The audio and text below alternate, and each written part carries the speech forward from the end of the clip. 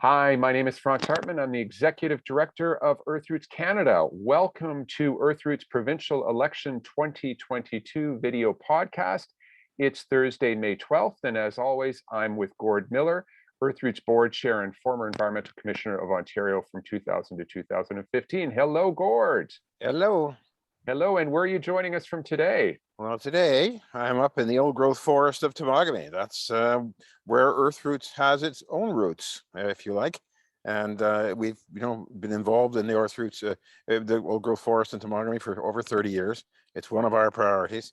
And I'm fortunate enough to be sitting right in the midst of a protected area. And it's just wonderful to be here. It's a lovely day.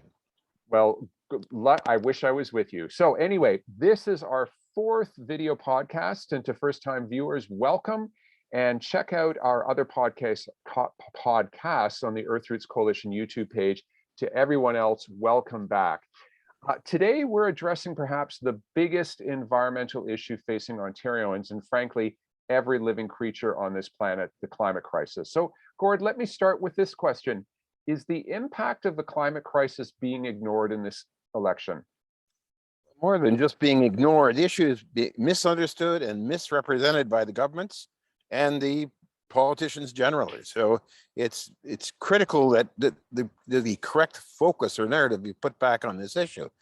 People on the right see this discussion about climate change or carbon emissions just about taxation, unfair taxation, or the government's trying to control our lives, right? People on the left see the climate issue is just not about not eating meat or we're all going to switch to driving electric cars. Well, both perspectives miss the point. And that's the reason that we seem to be drifting as a society on this issue. Okay, so there are lots of people out there who still really don't know much about the climate crisis. And in fact, they probably don't see it as something that's relevant to their daily lives. If you were speaking to someone like this, what would you say to them? I think the first thing is that people have to realize that climate change is real. It's largely caused by human consumption and economic activity, and that is releasing vast amounts of greenhouse gases into the atmosphere. That's a measured scientific observation. It should not be in dispute. So it's, in that sense, it's happening, okay? Now, but if you look at it, the way to look at it properly is you must understand, once you accept that we're living a lifestyle, it's a whole society, releasing all these greenhouse gases, gives us a responsibility to mitigate any damage that will be done to our natural environment and our society by trying to reduce as much as we can, by any way we can, the emissions of greenhouse gases. We have that responsibility. It's called the mitigation responsibility. But in addition to mitigating, and there's been a lot of discussion on mitigating, in the media generally and at the national level, but nothing in the provincial level. But in addition, we must accept that the climate is in fact changing right now. It's already changed, and it will continue to change in a more rapidly increasing rate as things going on, despite our mitigation efforts.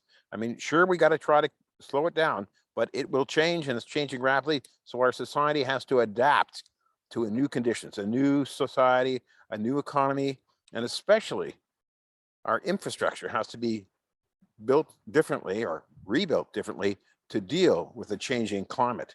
So the problem, with our whole political discussion is that in this election, there's no discussion. Nobody's substantively dealing with either mitigation or adaptation.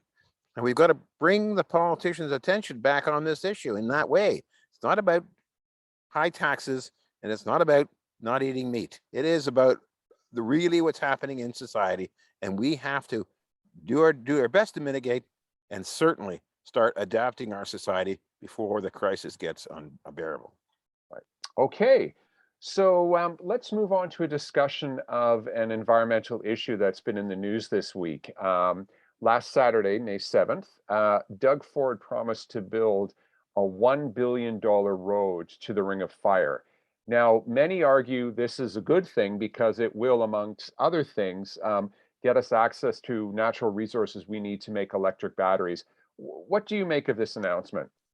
Well, I've been following the Ring of Fire thing for almost 20 years. It was well-documented discovery. There's a tremendous amount of mineral wealth in the so-called Ring of Fire, and it's currently inaccessible and except by air. and such. And, you know, aside, there are a whole lot of questions about whether we should leave it alone or not, but there's so much wealth there. I think it's inevitable that societies will be going after those resources, a wide variety of minerals in large quantities. Okay.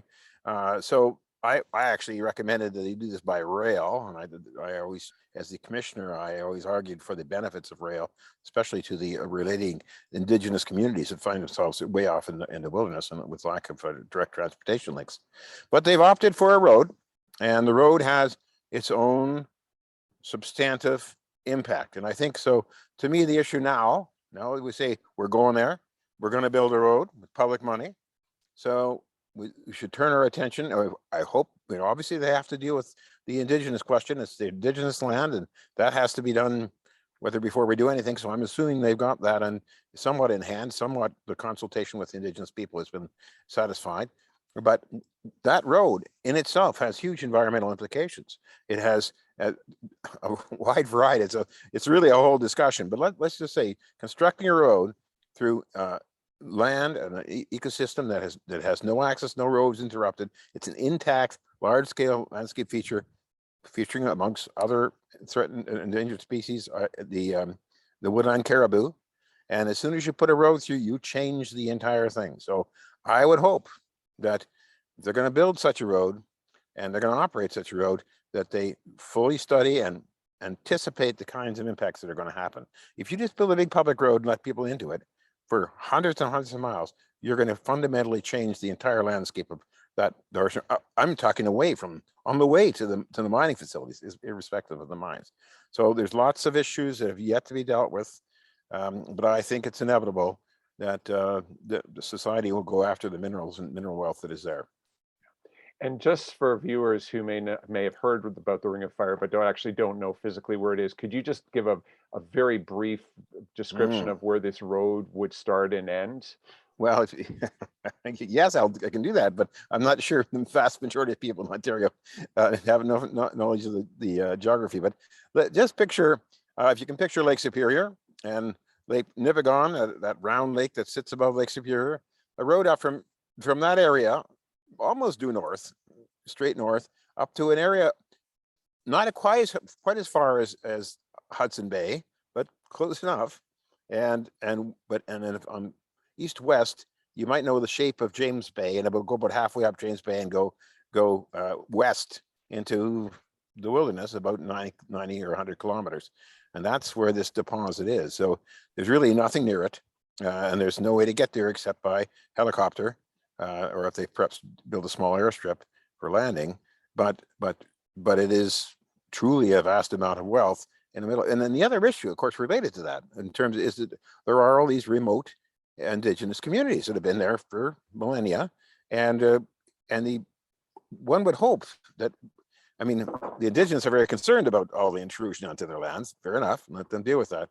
But one would hope when the dust all settles on this, that those communities have better access, better service, better to these kind of services community needs. And so that's a sort of one thing that has to keep in mind. But it's way up there on those the James Bay lowland, they call it, the land feature.